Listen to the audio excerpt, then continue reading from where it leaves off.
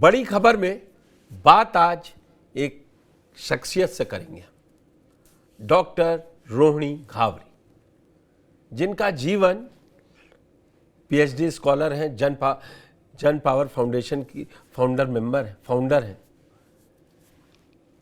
Switzerland में बड़े package पे काम करती हैं और जिस समाज से उठ के वो वहाँ तक पहुँची हैं वो अपने आप में एक बहुत बड़ी बात है। इंदौर की रहने वाली हैं और बीमा अस्पताल में उनकी माँ सफाई कर्मचारी। समाज के लिए काम करेंगी ऐसा उन्होंने ठाना था और इसी कड़ी में वो जो बहुजन समाज के लिए काम कर रहे कई सार्वजनिक में जीवन में कई नेताओं के संपर्क में भी रही हैं, उनके साथ कहती हैं समाज को आगे बढ़ाना है। इसी में एक नाम आया कि जो इस समय मौजूदा सांसद है नगीना से, चंद्रशेखर आजाद समाज पार्टी से। क्या हुआ कि रोहिणी घावरी इतना नाराज हैं और 4 जून से जो सोशल मीडिया पर सबसे ज़्यादा चर्चित बात है वो डॉक्टर रोहिणी घावरी की है। एक एक करके उन्होंने बड़े आरोप लगाए हैं। आज मैं उनसे खुद वो जुड़ेंगे टीवी 9 पे अभी और उनसे बात करेंगे कि क्या उनके आरोप हैं और उस पर क्या क्या पलटवार हैं, क्योंकि कोशिश मैंने की थी कि चंद्रशेखर से भी बात हो सके तो उन्होंने नहीं बोला है। भीम आर्मी के कुछ लोगों ने बोला है। पहले ये रिपोर्ट देखिए क्या आरोप लगाए हैं, फिर सीधे बात करेंगे डॉक्टर रोहिणी घावरी से।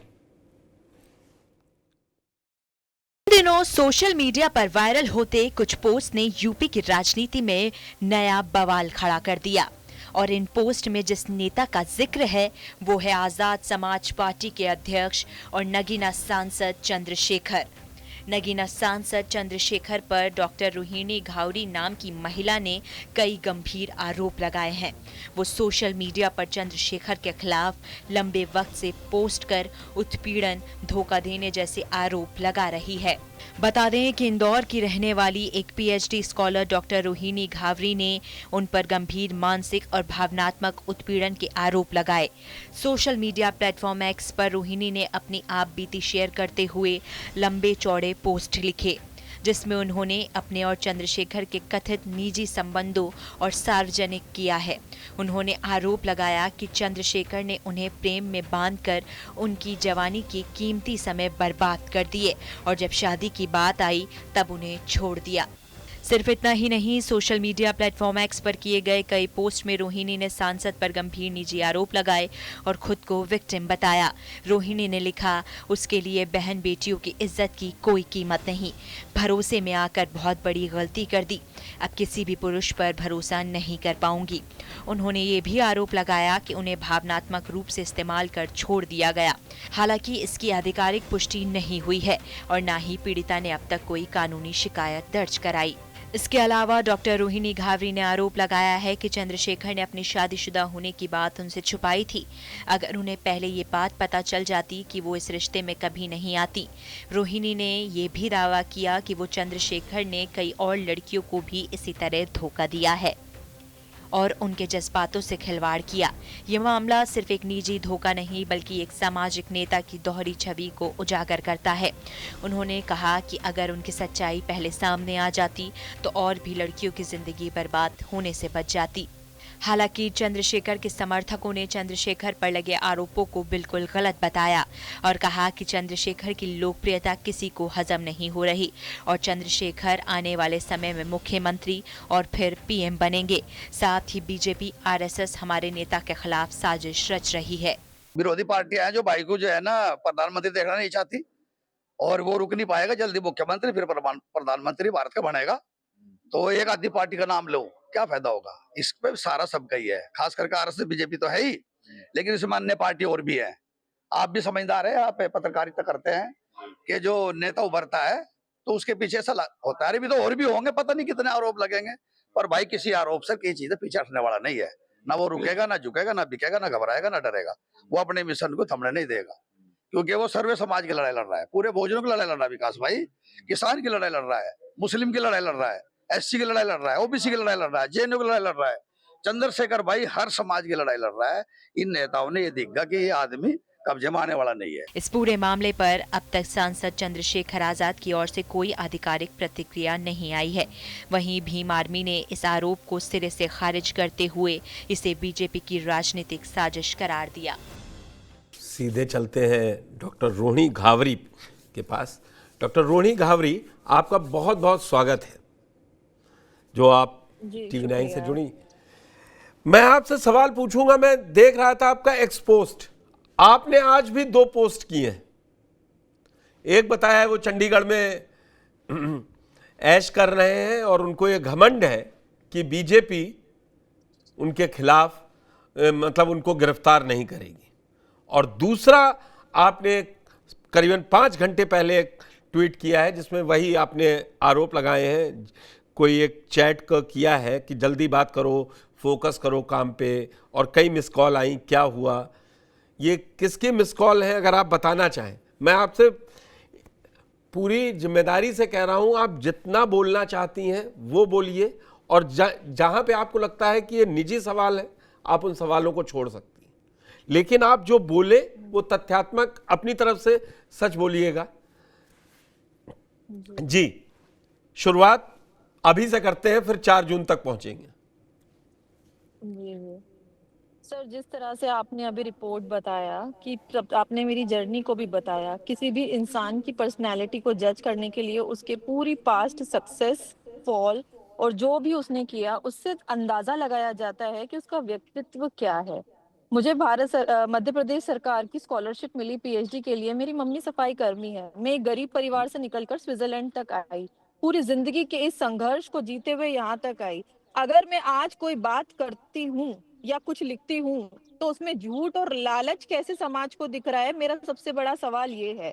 क्या आपको लगता है कि जो लड़की यूनाइटेड नेशंस में इतने बड़े डिप्लोमेट्स और सभी के बीच में रहकर अपनी कंट्री की आवाज उठाती है, वो पैसों में बिक जाएगी? वो पैसों के लिए अपने आत्मसम्मान को, अपने जीवन के स्वाभिमान को, अपने माता पिता की इज्जत को, अपने परिवार की इज्जत को लांछन लगाएगी?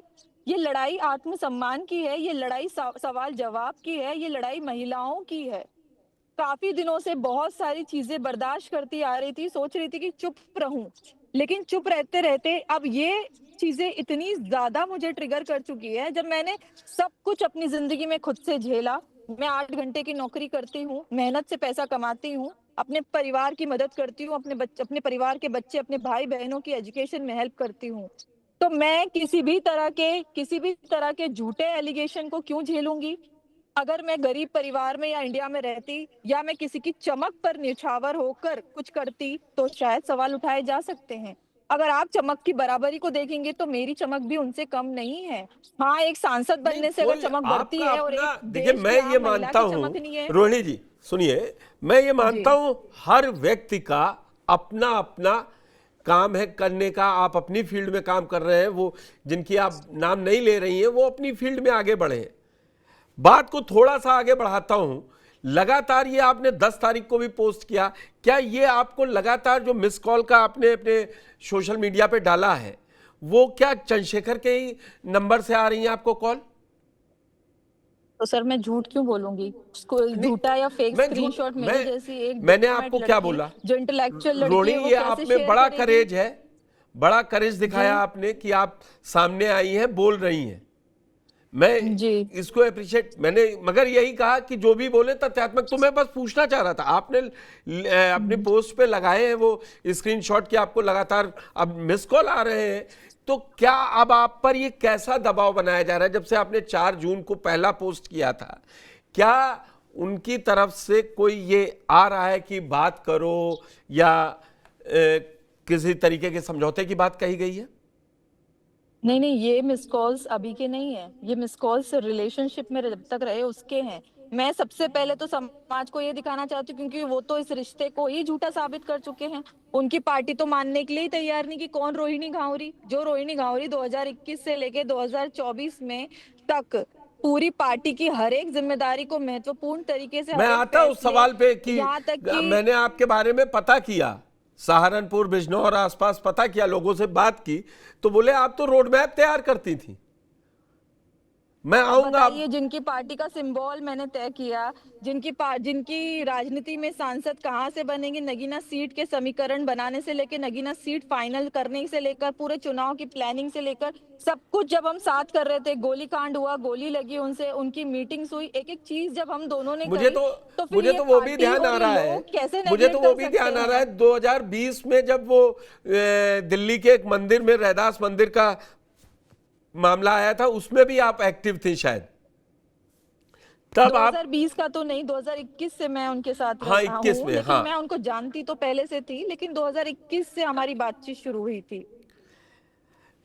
आपको क्या जी। लगता है, जैसा कि आपने लिखा और मैंने उसी में से सवाल पूछ रहा हूं, आपने कहा 2021 से आपने सबसे पहले आरोप उन पर अक्टूबर 2023 में लगाए, जब उन्होंने आपसे किनारा या पहचानने से इनकार किया। दिसंबर कुछ तो, दिसंबर 2023।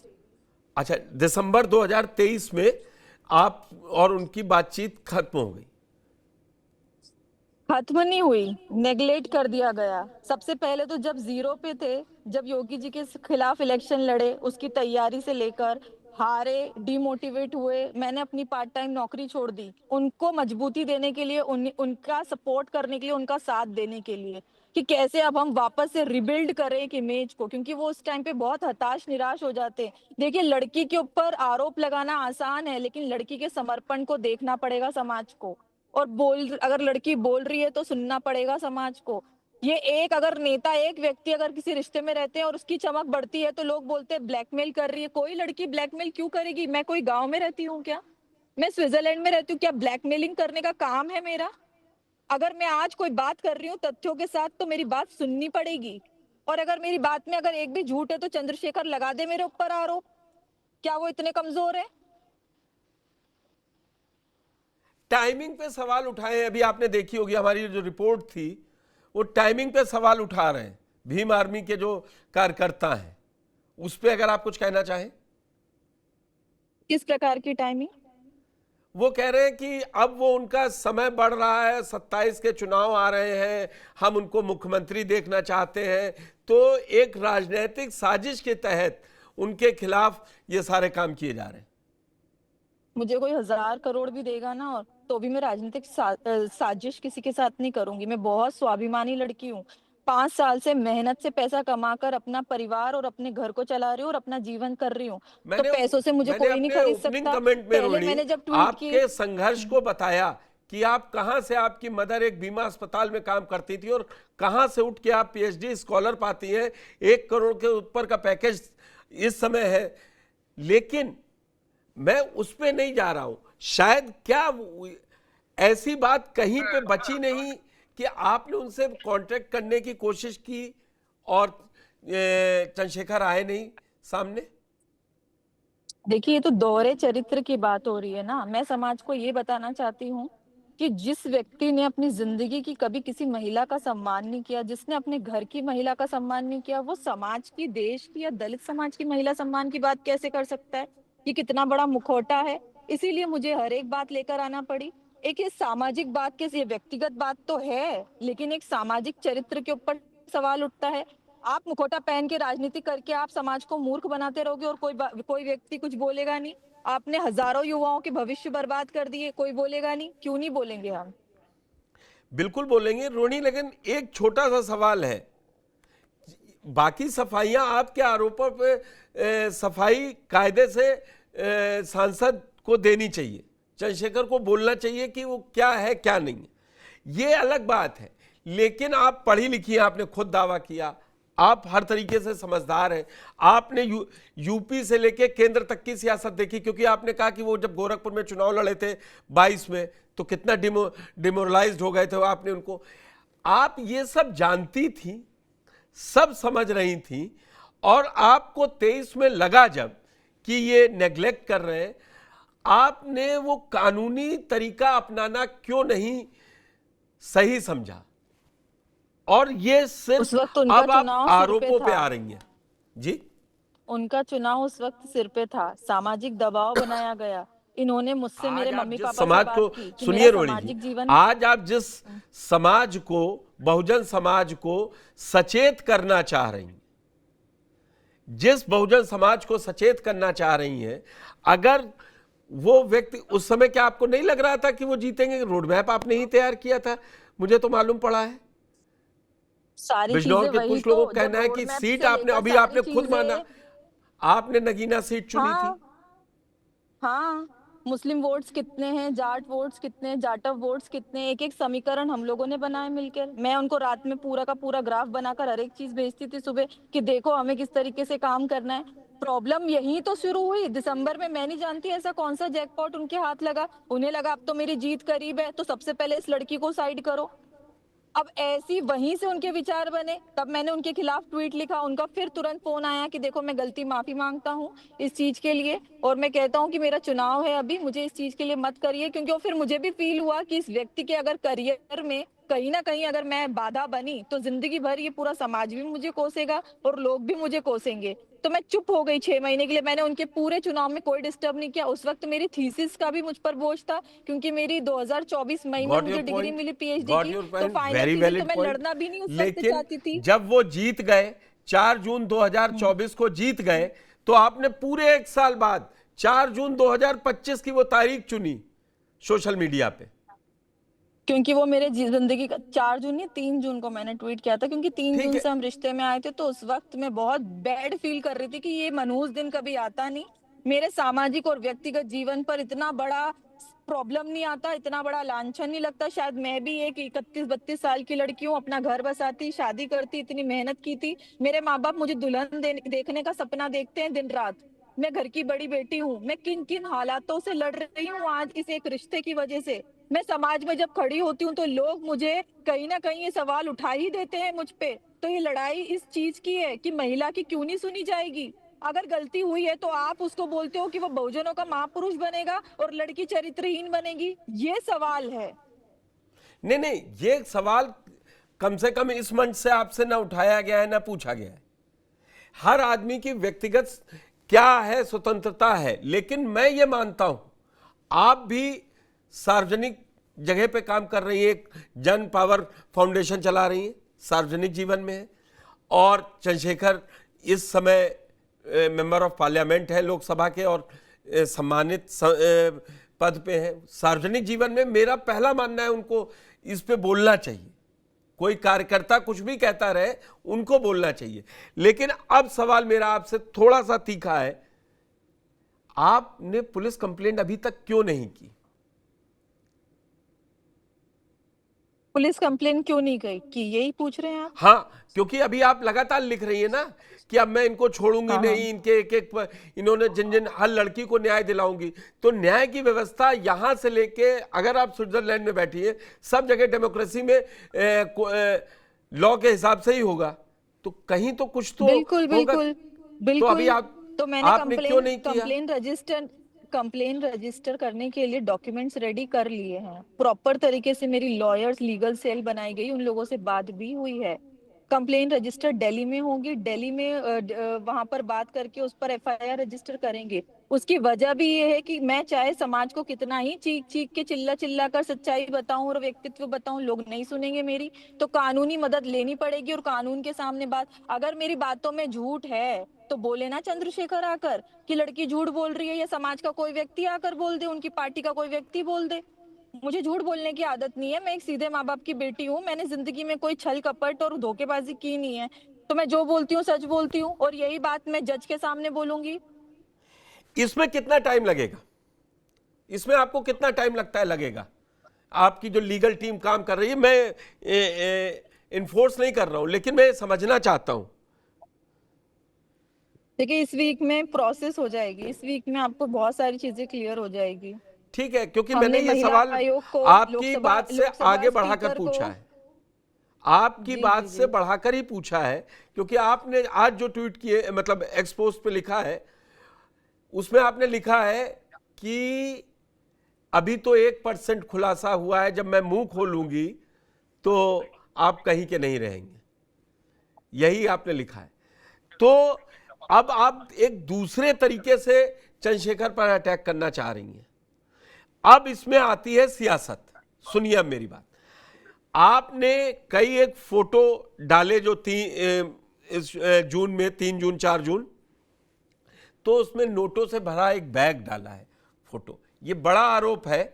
आप एक राजनीतिक पार्टी पर एक सांसद को रिश्वत देने का आरोप लगा रही हैं।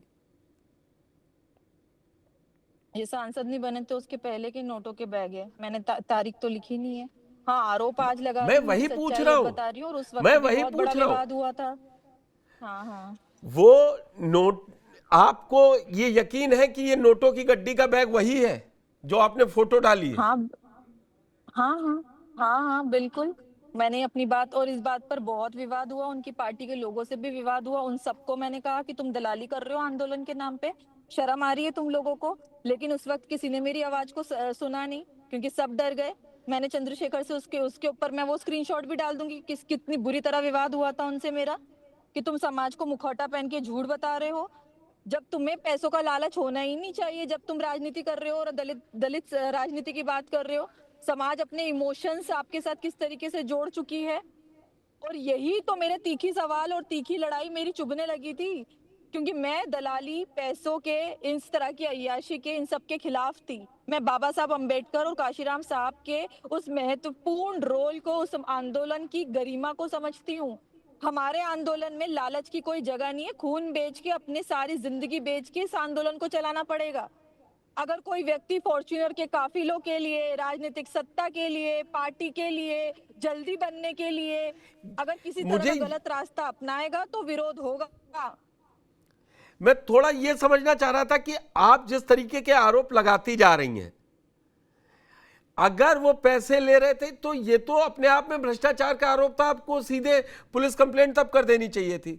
चलिए, आपके निजी मामले में मैं नहीं पूछता, ये आपका अधिकार है, आप कब करेंगे, लेकिन ये इस मामले में तो आप कर सकती थी ना शिकायत। उस वक्त सिर पे सांसद का चुनाव था, अप्रैल की बात है, जब मुझे ये रिपोर्ट मिली, पता चला। उस वक्त के मैं डेट के साथ स्क्रीनशॉट शेयर कर दूंगी, क्योंकि हर एक चीज का मुझे प्रूफ देना पड़ेगा। जो मैं बोल रही हूँ उसका प्रूफ होना चाहिए। कैसे मैं उस तरीके से इन सब चीजों को करती। उसके बाद मैंने इनकी पार्टी के लोगों को ये फील कराया कि ये सब चीज गलत हो रही है, तो मुझे रास्ते से हटा दिया गया, क्योंकि जो भी सही देखेगा, विरोध करेगा, उसको पार्टी से अलग हटा दिया जाता है। मुझसे पहले भी कई लोग पार्टी को छोड़ के गए हैं, हकीकत देख देख के। कई ईमानदार लोगों ने इस पार्टी को छोड़ा है 2020 के बाद। अगर आप रिपोर्ट देखेंगे तो क्यों छोड़ रहे हैं? क्योंकि लोग अंबेडकर आंदोलन के लिए, दलित राजनीति के लिए, दलित मूवमेंट के लिए जुड़ते हैं। और अगर गलत होगा, बस ये है कि उन लोगों को दबा दिया जाता है। मैं बोलती हूँ, मेरा क्या बिगाड़ लोगे? मार ही तो सकते हो, मार दो। उसके नहीं, अलावा नहीं, मैंने कैसे? गलत नहीं किया लाइफ में, तो मुझे कैसे दबाओगे? लेकिन रोहिणी जी, अब आप पर एक और आरोप लग रहा है। आप कह रही हैं कि पैसा बीजेपी भेज रही थी। अब उनकी पार्टी के लोग कह रहे हैं कि अब बीजेपी आपको टूल किट बनाकर चंद्रशेखर के खिलाफ खड़ा कर रही है। कहा यह भी जा रहा है कि बहुजन समाज पार्टी, आकाश आनंद भी आपको इंस्टिगेट कर रहे हैं। मैं तो प्रूफ दे रही हूँ। तुम में एक में भी अगर हिम्मत है तो प्रूफ दे के बता दो। एक भी चीज कहीं से तो कुछ मिलेगा। सच छुपता नहीं है। कहीं से तो सच मिलेगा। आज नहीं मिलेगा, कल मिलेगा, कल नहीं मिलेगा, परसों मिलेगा। अभी भी अपनी जॉब का ब्रेक लेकर यहाँ पर इंटरव्यू गार्डन में बैठ के दे रही हूँ। मेहनत करती हूँ, मेहनत की रोटी खाती हूँ। दलाली के पैसों से कभी रोटी नहीं खाई है, तो क्यों डरूंगी मैं? और मेरा फोन चेक करा लो, मैं कोर्ट में अपना फोन दे दूंगी। किसी बीजेपी लीडर या बसपा के लीडर से या किसी भी तरह के किसी लीडर से अगर आज तक बात की हो तो। टेक्नोलॉजी का जमाना है, कितना कोई झूठ बोलेगा? तो ये तो तय हो गया डॉक्टर रोहिणी, अब आप चंद्रशेखर को तो माफ करने वाली नहीं है। अब आप उनको जो ये आपने आरोप अभी लगाए हैं, आप इसको लीगलाइज करके इन पर केस करेंगी और जो न्याय पाना होगा वो पाएंगी। इसमें सियासत कहीं नहीं देख रही है। समाज को बचाने के लिए करना जरूरी है। समाज को बचाने के लिए जो समाज आज मुझे अपना दुश्मन समझ रहा है, कल यही समाज मुझ पे गर्व करेगा। आने वाली पीढ़ियों को बचाने के लिए जरूरी है, और उस व्यक्ति को भी ये सबक सिखाने के लिए जरूरी है। कई बार अगर अपना गलती करता है तो उसको रोका जाता है कि तुम गलत हो। ठीक है, ये आप, मैंने कहा ना, क्योंकि आपने जो आरोप लगाए हैं, किसी नेता पे भ्रष्टाचार के भी आरोप लगते हैं, लेकिन जिन आरोपों को आपने लगाया मैं उन पे जा ही नहीं रहा हूं, क्योंकि वो निजी जिंदगी से जुड़े हैं। वो आपकी निजी जिंदगी के फैसले थे। अब आपको लगता है कि आपको धोखा मिला है, तो ब्रीच ऑफ कॉन्ट्रैक्ट हुआ है, तो आप शिकायत करेंगी। लेकिन क्या रोहिणी को जल्दी ही 2027 के चुनाव में देख सकती है जनता यूपी की? बिल्कुल रहने भी नहीं वाली देख आप सकती है। इंदौर की हैं। 2027 क्या 2030 में भी नहीं देखेगी। राजनीति में करना ही नहीं चाहती हूँ। अगर राजनीति करनी होती तो अभी 3 महीने के लिए इंडिया आई थी, किसी पॉलिटिकल पार्टी से बात करती। हमारे जो मूवमेंट है दलित समाज का उत्थान राजनीति से अभी नहीं हो सकता है, क्योंकि दबाव की राजनीति है। अगर करनी होती तो क्या नेताओं की कमी है? हम हमारे बच्चों की शिक्षा पे काम करना चाहते हैं, समाज के सम्मान के लिए काम करना चाहते हैं, और वो एक सामाजिक आंदोलन से होगा। वही तो जन पावर का मतलब यही तो है कि हम लोगों को जोड़ के एक परिवर्तन की पहल करके मैं दिखाना वही चाहते हैं कि हमें देखिए किसी ना, मसीहा, कोई किसी भी नेता के हाथ परिवर्तन, नहीं जोड़ना। यही तो वो भी 2020 से चला रहे थे कि बहुजन समाज को जोड़ना है, बहुजन समाज पार्टी से लोग टूट रहे हैं, वो बहुजन हितों का ख्याल नहीं रख रही। यही सारी चंद्रशेखर की थ्योरी और थीसिस थी। लेकिन आज क्या हुआ? आज उन्हीं में से कुछ लोग टूट के जा चुके हैं और कुछ आप जैसे लोग अब बड़े बड़े आरोप लगा रहे हैं। तो उस समाज को कब तक ठगा जाएगा कि बस यही दूसरी तो जो सवाल है, पार्टियां हैं? इसीलिए तो सुनिए अपने ना, आप मेरा को सवाल निछावर सुनिए, कर रही हूँ। मैं सवाल सुनिए। आप कह रही हैं कि मैं बहुजन समाज को आगे बढ़ाना चाह रही हूं कि उनके बच्चे पढ़े। चंद्रशेखर भी तो यही कह रहे हैं कि पढ़ाई हो, लिखाई हो और दवाई मिले, नौकरी मिले। आप भी उसको एक्सटेंडेड पार्ट में कह रही हैं। तो फिर आना तो राजनीति में है ना, और ये उसका तो वक्त सबसे सही बताएगा जरिया ना। राजनीति है। तो आइए राजनीति में। नहीं, मुझे तो नहीं लगता कि इसका जरिया राजनीति है। जितना मैंने अच्छा, आप राजनीतिक बताइए, दबाव नेताओं के लोकतांत्रिक ऊपर, देश दलित और नेताओं के खास ऊपर तौर देखा से है। हिंदुस्तान में और क्या तरीका है जो आप लोगों को, उन लोगों का स्तर बदल सकती हैं उस बहुजन समाज का, जिस बड़े समाज की आप बात कर रही हैं? क्यों सोशल एक्टिविस्ट बनकर एक सामाजिकता से का आंदोलन कर नहीं चल सकता? क्या फाउंडेशन के बेसिस पे काम नहीं हो सकता? क्या एनजीओ के माध्यम से लाखों लोगों का परिवर्तन नहीं हो सकता? क्या सिर्फ ताकत से ही परिवर्तन होता है? मैं अगर हो नाम रहा गिना होता तो देता फिर हूं, आजादी के उदित 75 साल राज, बाद तक क्यों मैं नहीं नाम हुआ? गिना देता हूं, उदित राज, मायावती जी ने नौकरी आईएएस की तैयारी छोड़ी, उदित राज जी ने आईआरएस की नौकरी छोड़ के कमिश्नर थे, बौद्ध धर्म ज्वाइन किया। कई नेता ऐसे हैं। आप भी उसी समाज से आ रही हैं और पढ़ी लिखी हैं, लेकिन आखिरी में आना राजनीति में ही पड़ता है। तो फिर यह आरोप सिर्फ इसलिए कि 2027 है, मैं दोबारा यह सवाल पूछ रहा हूं, जो लगाया जा रहा है अब चंद्रशेखर की पार्टी से खास तौर से, और आप इतना बहुत पश्चिम उत्तर प्रदेश को आपने खास तौर से घूमा था चंद्रशेखर के साथ चुनावी समय। आपको क्या लगता है कि मौजूदा सरकार दलितों का ख्याल नहीं रख रही है? 27 में सरकार को आप बदलती देखना चाह रही हैं, क्योंकि आप तो समाज से जुड़ी हैं। उनके लिए आप क्या कहेंगे? देखिए, जितने लीडर्स के आपने नाम लिए हैं, उन्होंने इंडिविजुअल सक्सेस पे काम किया है, सोशल सक्सेस और सोशल इम्पैक्ट के ऊपर काम नहीं किया। अगर करते तो शायद समाज की दुर्दशा ये नहीं होती। दलित राजनीति का जो ये पतन हो रहा है, वो इंडिविजुअल सक्सेस की वजह से हो रहा है। हर कोई अपने लालच की, अपने आप को आगे बढ़ाने की बात करता है, सार्वजनिक सामाजिक जीवन में समाज को आगे बढ़ाने की बात नहीं कर रहा है। और जब तक नहीं करेगा, समाज का उत्थान नहीं होगा। फिर वही बात आ गई ना, कमजोर फिर अगर वो किया क्या गया है, तो तरीका एक है? नई पार्टी बनाकर। डॉक्टर रोहिणी, मैं वही समझना चाह रहा हूं, तरीका क्या है?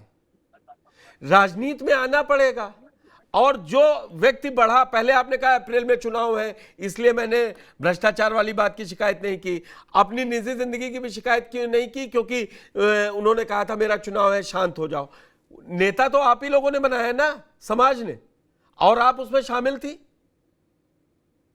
वही तो बहुत बड़ी गलती हुई। शायद उस वक्त अगर खड़ी हो गई होती, लेकिन ये पूरा समाज जो मुझ पे वाल्मीकि और जाटव एकता तोड़ने का आरोप लगा रहा था, जय श्री राम की स्पीच के बाद से मुझे ब्राह्मणवादी बना रहा था, मैं कितने सवालों का जवाब देती।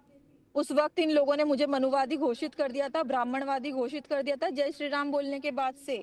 तो मैं चाहे जितना सच बोलती, उस वक्त मेरी सुनी नहीं जाती। उस वक्त मेरे ऊपर अपनी पीएचडी की थीसिस को भी सबमिट करने का प्रेशर था। मैं कितना अब प्रेशर तो आप झेलती। डॉक्टर रोहिणी घावरी हो गई हैं। अब तो आप पास टाइम है, आपकी टीम काम कर रही है। आप ठीक है, अगर आपने ये रास्ता चुना है कि आप नौकरी करने के साथ एक फाउंडेशन चलाकर अपने समाज को आगे बढ़ाना चाहती हैं, आपको बहुत बहुत मुबारक। और साथ ही धन्यवाद कि आपने बड़ी बेबाकी से अपनी बात रखी और खुल के आपने जो आरोप लगाए उस पर ये दावा किया कि कोर्ट में अपना मोबाइल तक देंगी और जो भी आरोप लगे उनके सबूत देंगी।